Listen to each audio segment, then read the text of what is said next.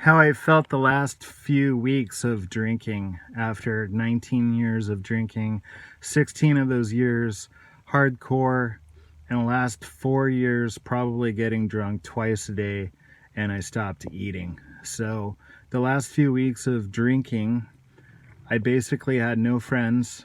I had one guy who I drank with who was homeless, and they called him Animal. He had greasy hair and he grunted. He was pretty much homeless, and that was the only person I could get along with to drink with. And it was pretty bad. All my old friends were long gone. My parents weren't visiting me anymore. I had beer cans all over my house and all over my car. I was drinking and driving. I was a caregiver, so that's ironic that I'm trying to care for somebody and I couldn't even care for myself. I worked 2 days a week and it was overnight and I could drink at work. That's probably why the only reason I kept that job. And it was pretty bad. I I stopped showering. I stopped clipping my nails, brushing my teeth. I just hung out in a dark room, in a quiet, dark room. I couldn't even listen to music anymore. It was just irritating. I had no dopamine left in my brain to feel good about anything. I only drank just to feel somewhat normal without feeling the shakes and the withdrawals of coming off of alcohol. Um, and I was demoralized. I was getting blacked out every night. I didn't know what I did past 6 o'clock in the afternoon. I did not know what I did at night. Every single night was a blackout. I pissed my bed. I got so drunk that I wet my bed every single night. I didn't even put the bed sheets on my bed anymore. There was no reason to, because I would wet them. Um, it just, though my place stunk like old beer and old cigarettes. My car stunk like old beer and old cigarettes. And the friends that I used to have would come over and tell me that I was going to die within a year. And I had no idea what I was doing with my life. At that point, it didn't matter. All I cared about was beer. How much beer did I have in the fridge? That's all that mattered. Where am I going to get my next beer? How am I going to get a six-pack today? And then, since I didn't have a lot of money, I stopped eating because I didn't want to ruin my buzz. I didn't want to drink, get drunk, and then have something to eat because it would ruin my buzz. So I stopped eating food. So now I can't think, I can't see clearly. Things are fuzzy. It feels like my head is a hot air balloon and I'm just like this. And I know I have to eat, so I try to eat yogurt. And 20 minutes later, I vomit it back up. I can't hold down food. I'm literally dying. Even though I have a huge beer belly and I'm 215 pounds, I am starving to death. My brain is shutting down while I'm standing up. I'm almost falling over because I'm blacking out while standing up. My brain turned off while I was talking to my caregiver replacement. He's like, "Are you okay?" He's like, I smell beer on your breath. You can't do this anymore, Eric. You know, my parents were worried. I was crying every other day. I was just depressed. I didn't know what was wrong. I was so lonely, I created imaginary friends. I was hallucinating. I was seeing things. I was home alone most of the time. No one came over. If I drove, I was drinking and driving. I would get drunk twice a day. When I'd wake up in the morning, I would try to have a beer and I would puke it all over the floor.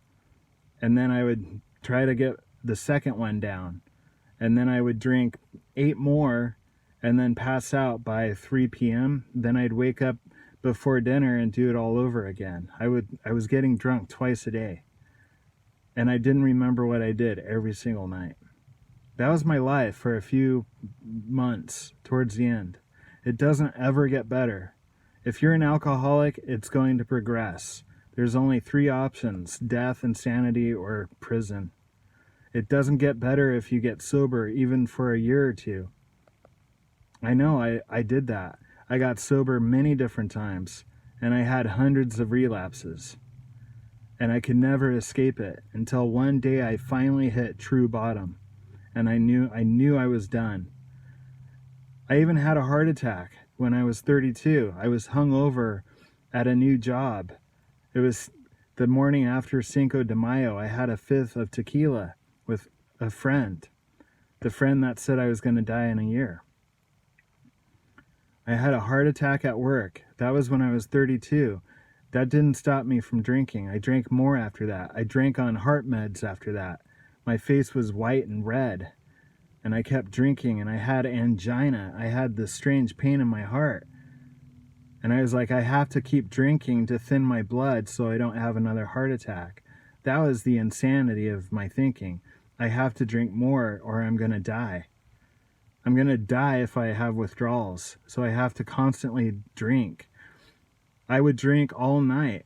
If I woke up trembling at 4 a.m., I would open up a beer and have 4 guzzles of it really fast. You might as well have hooked up an IV to my arm. I was drinking non-stop. And I was crying. I was like, I don't know what's going on. I'm going to die. But I don't want to stop, or I'll have to face my reality. I'll have to face myself. And it's been a long time since I faced myself. Been a long time since I actually looked at other people in the eyes with pride and confidence, and had dreams and goals that I was going to do something with my life. All those dreams are gone. I didn't do anything. If I died at that moment, I had done nothing but been a self-centered drunk. I just took and took and took, and I didn't care about anyone. So if I died, I would have been an absolute waste on humanity. So I've been sober over 13 years now, and the reason why I stopped wasn't because of what I was doing to myself. It was because I felt defenseless and shamed, and someone made me feel shameful. They made me feel defenseless. I couldn't defend myself. They came into my house and made fun of me. I couldn't kick them out. I was trembling, and I was in the nude in bed, because that's how I slept, and I couldn't kick them out of my house. They made fun of me, and then that was it. I was like, this is pathetic. I'm done. I walked back home to my place from that girl's house, and I was like, I have to stop. I nursed the last 2 beers, and then I was done. I slept for a couple days, and then I started to actually eat food, got my strength back, got 2 jobs, and eventually I left that town, because you have to get rid of people, places, and things that remind you of drinking. You gotta get rid of all the triggers, everything. You have to start completely new. And then I started to work out in a gym and got my strength back, started to get creative again. All my hobbies came back, my gifts came back, and they will come back for you as well. You know you want to do something with your life, and you can get out of this illusion that you're only alive to drink. It's a lie. It's Satan's lie. Once you come back to sobriety, you're going to love it. You didn't like it before, I know, but this time you're going to look at life with renewed eyes, because you have escaped death, and you are still here for a reason. I'm here for a reason, and it's to talk to you about your gifts and why you're still here.